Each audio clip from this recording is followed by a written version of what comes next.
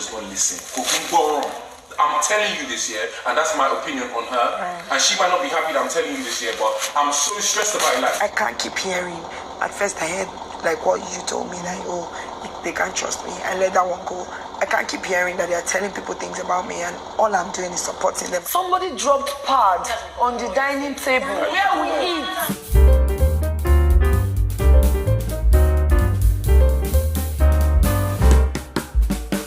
You know what, guys?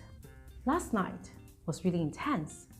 There was a lot of things happening. There was a lot of drama unfolding in Biggie's mansion. And I was just looking at these housemates, and it was quite interesting to see that some of the dramas that was playing out were self-inflicted. Some of them were created, for cheap highlights, while some of them were created to spite Ebuka. And I'll tell you why. When I talk about self-inflicted drama, I'm talking about Doyin's emotional breakdown last night. Doyin broke down. She cried bitterly over the fact that the people that all through the week, last week, she had been supporting, she had been following, and actually been going around telling people that she was not to be trusted. I'll reveal all of these information much later on in the video. And then talking about drama that was specifically created to spite Ebuka, I'm referring to the Sheggz and Bella's lovers rift. Yes, I mean, it was all too familiar. I've seen a similar scenario like that happen during one of the previous weeks of the show, all right? But I'm gonna go into details about it, and I'll point out certain elements that proves that it was all scripted. Yeah, that's drama.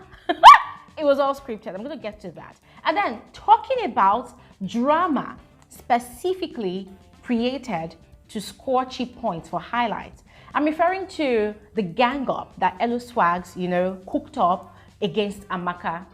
Guys, I did a video about that already, all right? So please, if you missed out on that, just check my previous video out. I already did a video about it, all right? However, I had to go through my archives again. I had to go and search for that conversation that happened between Chi and Bella, because, guys, I was so irritated last night. There were so many lies, blatant lies, flying here and there in that mansion. And in as much as Amaka is not a saint, in as much as Amaka is a terrible, petty gossip, guys, I felt really sorry for Amaka, and I felt like, nah, this girl, one way or the other, it needs to be shown to the world that Amaka was not the only one that actually engaged people in the gossip, that the people she also brought the gossip to, they also added their own sugar and spice to the gossip. I never knew to go down. Got into that point. They are sleeping together in the same bed.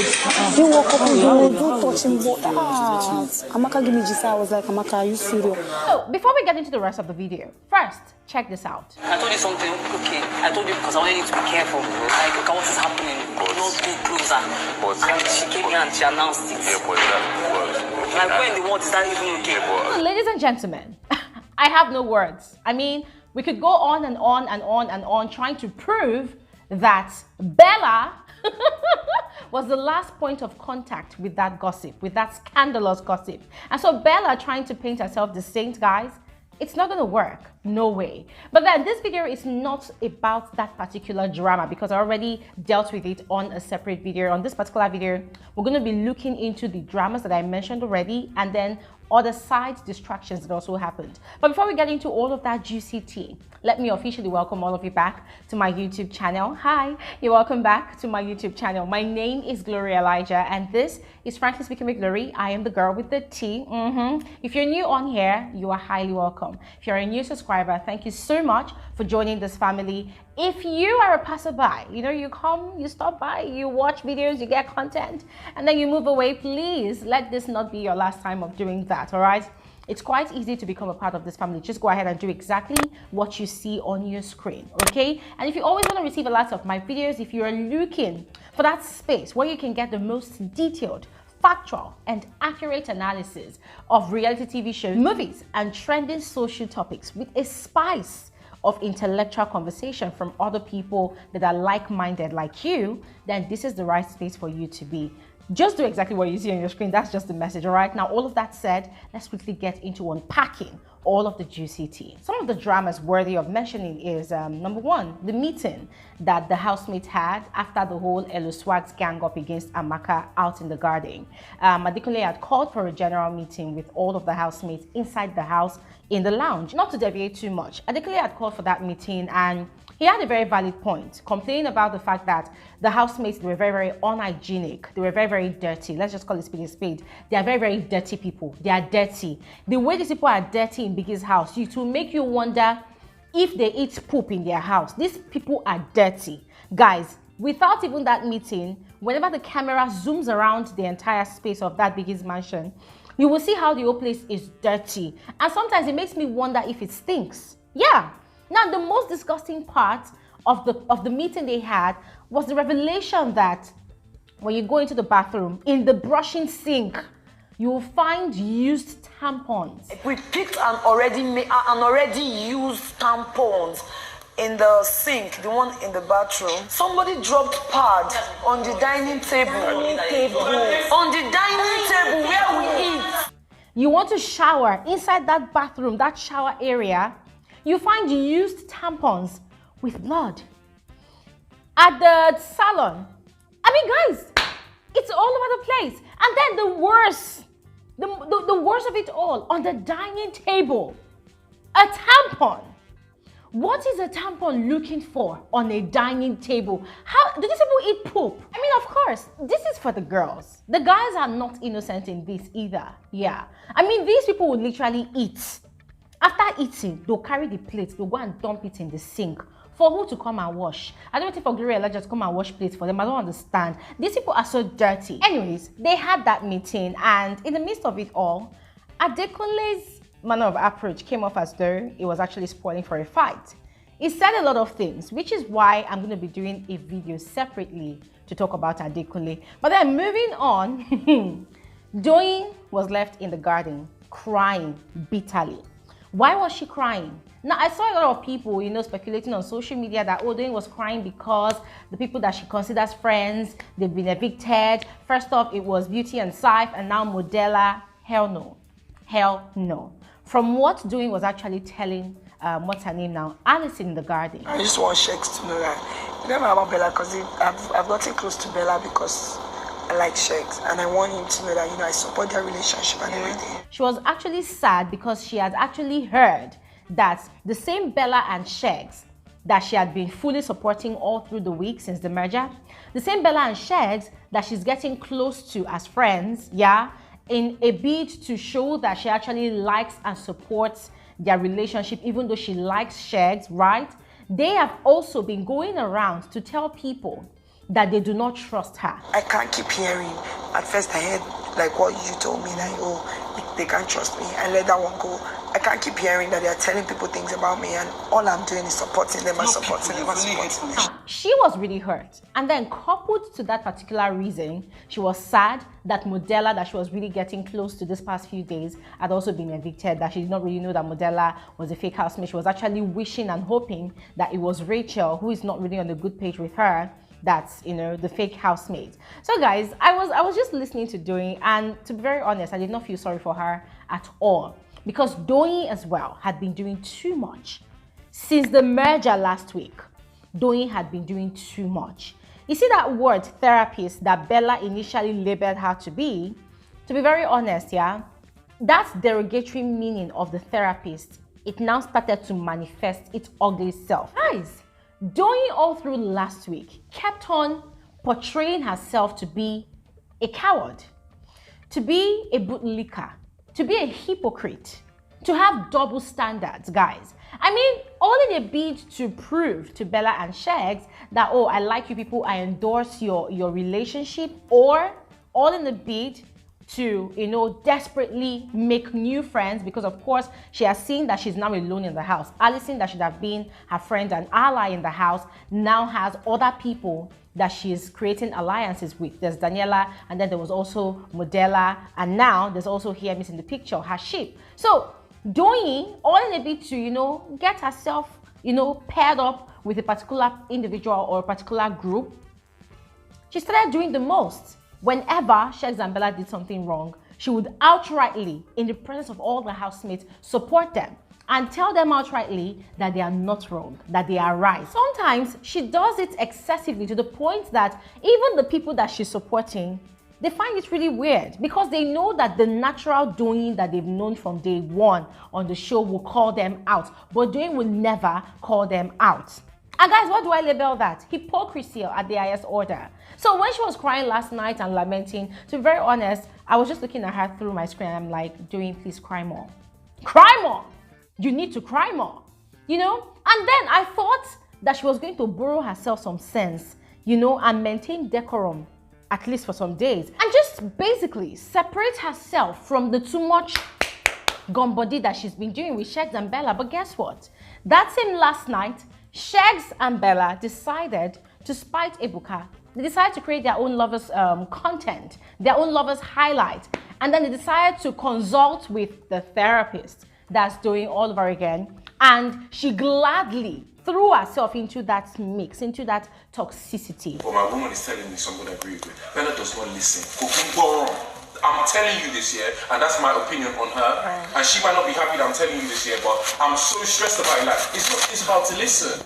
And as usual, she was, you know, giving her verdict, giving her judgment. And guess what? As usual, she was heavily supporting Bella. Heavily supporting Bella. Every single thing that Sheggz was complaining about, she was supporting Bella. And guys, I'm going to be frank with you. At that point in time, I felt really disgusted. Because all I could see was Doyin just being extremely desperate. She was being extremely desperate for an attachment, extremely desperate to be part of something, to be accepted, to be acknowledged, guys. And I get it. I mean, it's a confined space, so things like this, loneliness will mess up with your brain. Doyin has said it several times that she's not the sort of person that does well with loneliness, that out there in the real world, she's constantly in the midst of people, in the midst of her friends, you know, so people are different. I get it. But this time around, she was now doing it so much to the point that that originality that she came with on the show, that excellence in judgment that she came with in the show, it became dead. I was just looking at this girl last night. I said, Doyin, at the end of the day, just as I wrote on Twitter, you are your own mental hazard. And that's on period. As you're talking about Doyin, Deji was really pissed last night at Doyin because if you all recall, still in the garden, whilst the housemates were inside the house having their general meeting, Doyin and Chichi, they were caught up outside having conversations about Deji. So Deji was really furious and he had actually confronted Chichi about it, that why the hell would she be having conversations with Doyin, that she knows quite all right that Doyin is capping, saying a lot of trashy things about him. And Chichi was trying to convince him that, listen, this girl did not say anything bad about you. She was only trying to clear the air between us. Now, to cut the long story short, I was just laughing because it was very obvious that Deji was overreacting. Yes, I mean, guys, in as much as these days, Doyin has her own annoying excesses, yes, you see Deji's a bloody liar. Deji came into that house, obviously with a plan as a fake housemate, and we all applauded him, you know, for, you know, doing whatever he was doing. We all applauded Doyin as well for chasing him heavily with her love interest in the ship. So both of them played each other pretty well, yes. Doyin came off really strong on him. And guys, the truth of the matter is, Deji was actually enjoying the attention he was getting from Doyin. Deji is going about now telling people in the house that cares to listen that, oh, I outrightly told Doyin that I was not interested in having a ship with her and I expected her to understand. Guys, Deji did not outrightly do that. He said it on several occasions, but there were times that Doyin would be on her own and he would be the one to go and, you know, indulge her. So he was not particularly chasing Doyin away. No, instead, he was encouraging her by telling her that he did not have anything to do with the likes of Chichi in the house, that how can he be with a girl like that? That how could he have anything to do with a girl like that? That can't Doyin see how he speaks to Chichi, how he disregards Chichi, that he and Doyin should be friends in the house, and then when they get out of the house, then they can see how it moves on from there. What does that mean? He gave Doyin a bait to hold on to, and Doyin held on to that. So he betrayed Doyin's trust. If we are being frank about it, he betrayed Doyin's trust. He took her on a long ride. And yes, we're not blaming him 100%, but we are saying that Deji should man up and take his own share of the blame. He lied. Going about talking about, oh, Doyin irritates me, Doyin disgusts me, blah, blah, blah. I was thinking, bro, when Ebuka asked you that question last night during the live eviction show, why were you trying to be politically correct? Why were you trying to sound nice and even sane or even civilized when all the while you've been talking about Doyin, you've been painting her to look like a mad person? Anyways, moving on to the Sheggz and Bella's drama, which in my frank opinion was created to spite Ebuka. Guys, if you all recall still, during the live eviction show, before Ebuka started addressing the housemates, in his final statement, there was something he said. He made a statement. He said, I don't have any problems with being in the ship. It's great. But it seems like some of you are a little too intentional about it. Or those in one already are trying so hard to make it look like, we are just... It's all good. Some of you are trying so hard to get into a ship. Then those of you that are already in the ship, you are trying so hard to prove, to show us that, oh yes, you are in the ship. Guys, you see that second part of that statement? It was meant specifically for Sheggz and Bella. Because we know that those two people, they are the ones that have been doing the most. Yes, they always want to kiss, they always want to hold hands, they always want to retell and re-narrate and retell and re-narrate to us, the viewers, and to their fellow housemates that they are in love. To the point that their fellow housemates now have been brainwashed to think that these two people, they are genuinely in love. They are no longer thinking that these two people are actually playing a strategy. It's only a few of them like Adekunle and Cheesy that can actually see through all of their scripted acts in that house. And so last night, after the live eviction show, as I said, in a bid to spite Ebuka and to create more content for their shippers, for their shipping fan base, let me not even say anything to those people, but to their shipping fan base, Sheggz decided to create a scripted problem in the ship. Yeah, a scripted lover's thief in the ship. Or you can't do it to me. If I'm outside and you're having a conversation with Bella and I'm walking on the conversation and she's speaking and she says, you know what, babe, wait, I'll have this conversation with you, hold on. I might not even agree with that, right? When Sheggz started complaining to Doyin, I was just laughing. And he chose the right person to indulge in their nonsense, Doyin, because he has studied that girl properly. And he knows that Doyin is one person that cannot just resist the urge to shalaye. He knows that Doyin is that one person that cannot resist the urge to be consulted. As I've said before, Doyin enjoys being consulted. She enjoys being needed. She enjoys being consulted for advice and all whatnot. So Sheggz has read the room. He knew that Doyin is the perfect candidate to come and help them drag their quarrel. So that was what they were doing. This guy kept on complaining, and guess what? Everything Sheggz was complaining about, oh, Bella does not listen. She listens to only herself. This relationship is as if I'm in a relationship for only Bella. It is not for both of us. Guys, I was just looking at them and I'm like, okay, okay. All of these things you're talking about, bruv, we've heard it before. In fact, we hear it week in, week out. Every week, this is your line of drama. This is the plot of your drama. This is the plot of your script. Bella does not listen. Bella does not listen, blah, blah, blah. And then Bella will now go and start begging, apologizing. I'm going to try to unlearn and learn new things. So I'm so sorry for stressing your life this past 1 month plus. It's a blessing. Meeting you has been a blessing. I mean, on the one hand, some people were saying that Bella was indirectly telling Sheggz if he was tired of the relationship, he should leave her, right? Because she's not perfect. And some other people were of the opinion that Sheggz, of course, was, stressing Bella out, that Sheggz, of course, wanted to, be in charge of the relationship. Sheggz is narcissistic, blah, blah, blah. Me over here, I was just having a good laugh. I said, all of you, these people are taking you on a long ride, as they normally do every day, every week. Day in, day out, week in, week out. That is their strategy. And that's exactly what they are doing, courtesy of Sheggz. Sheggz is the leader, the captain of that ship. He's the captain of that strategy that's playing out in that ship. If not, ladies and gentlemen, tell me why they were having that conversation in the bedroom, in the presence of Doyin, and then probably seeing that people were coming into the room, people like Groovy, they were coming, they were having other conversations. Their attention was taken away from them. Why did both of them now extend the drama to the lounge area of the house? And then Bella was asking Sheggz, why did you bring me here? And then all of a sudden they started laughing, they were kissing and making up, and Sheggz, in a very, very erotic position, had positioned Bella on his thigh. And then, did you guys know that last night, both of them were actually doing things beneath the sheets? Kayode, 600 years for you. Because those two people, they were doing things beneath the sheets. Kayode refused to show us the video, but he left us to hear the audio. They were kissing, they were smooching, obviously, probably doing stuff. And then people were out there killing themselves. Oh, Bella is tired of the relationship. Oh, I mean, it baffles me how people don't really see how this whole thing is just in a bid to create highlights. You know what, guys? I'm going to end this video right here, all right? So please just go ahead and let me know your thoughts in the comment section below about all the tea that have been spilled on this particular episode of Frankly Speaking with Bbnaija. And I will see you all on another video shortly. Have an amazing day. Bye.